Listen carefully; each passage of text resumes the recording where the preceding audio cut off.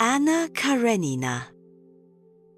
In 19th century Russia, heavy snow covers every palace in St. Petersburg.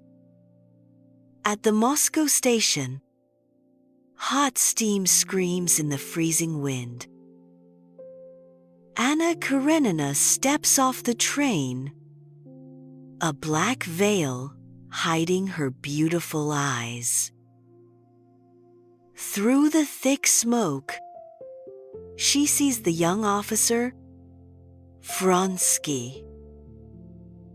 Their eyes meet in the snow, as if the whole world has gone silent. At that moment, a worker falls onto the tracks, and a tragedy happens. Anna shivers and whispers, "This is an unlucky sign." On the other side of the city, Levin stands by the white skating rink. He looks at his beloved Kitty, but receives only a cold refusal. Feeling like an outsider, he decides to return to his farm tonight. At the ball in St. Petersburg, grand chandeliers shake with golden light. Anna wears a black velvet gown, burning like a silent fire in the crowd.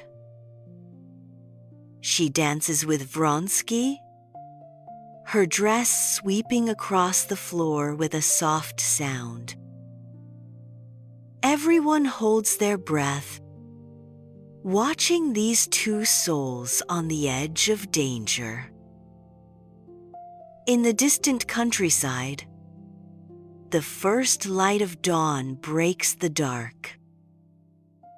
Levin rolls up his sleeves and grabs the soil, feeling its weight and smell. He stands with the farmers, swinging a long scythe in a perfect line.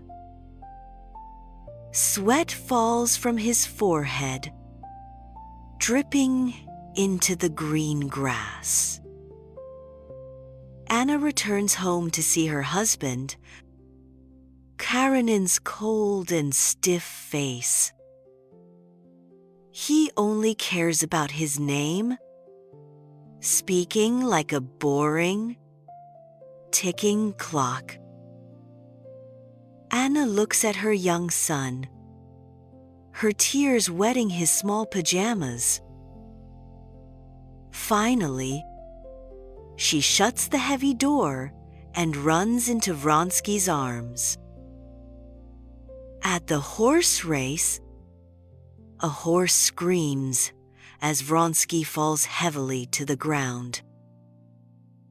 Anna screams in the crowd, knowing her secret is now open to all. In the village church, the bells ring slowly and holy. Levin takes Kitty's hand, making a promise under the soft candlelight. His love is not a storm, but as solid and reliable as the earth.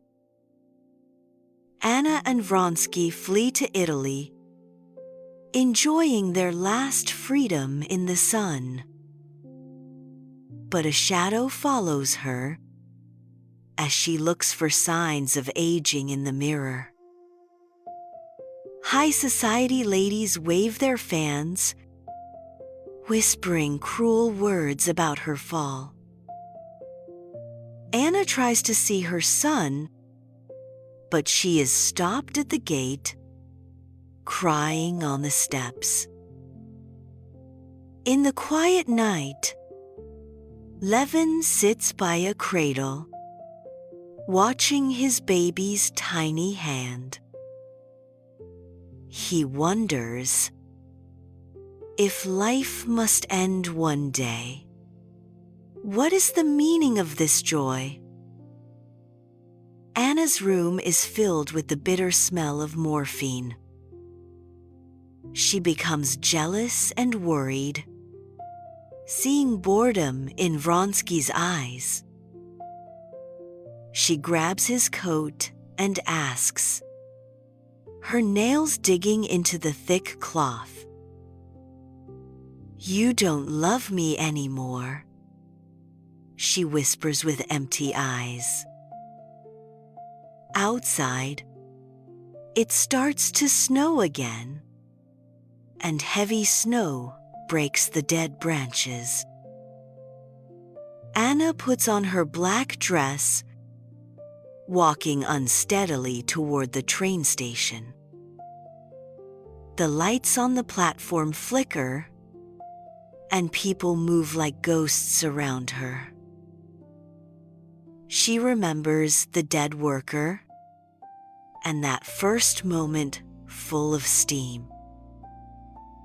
The giant engine roars loudly, and the iron tracks begin to shake.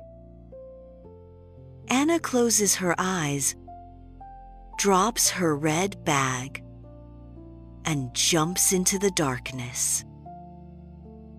The cold steel crushes her pride, and all her pain stops at once. Only a broken red bag is left on the snow, turning slowly in the wind. When the news reaches the country, Levin is walking in the sunset fields. He stops and watches the golden light, covering the entire land. He realizes that Anna chased a short, destructive fire. But he chose a simple warmth that can be passed on to others. He goes home, kisses his wife's forehead, and opens a book under the lamp. At this moment, he is no longer afraid of death, for he has learned to live. Two parallel lives finally find their places in the deep snow. One turned into dust, and the other grew into a forest.